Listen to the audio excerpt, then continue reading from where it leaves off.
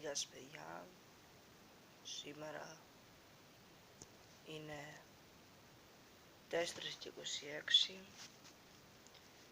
θα ετοιμαστώ για την προπόνησή μου στο γήπεδο, έχω κουρευτεί, δεν ξέρω αν είναι πολύ ωραίο και αποφάσισα να κάνω μερικά περισσότερα πράγματα για το κανάλι.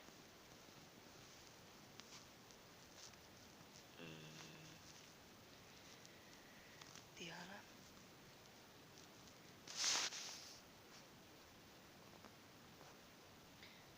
Και σκέφτηκα να φέρω και δύο φίλους μου μαζί.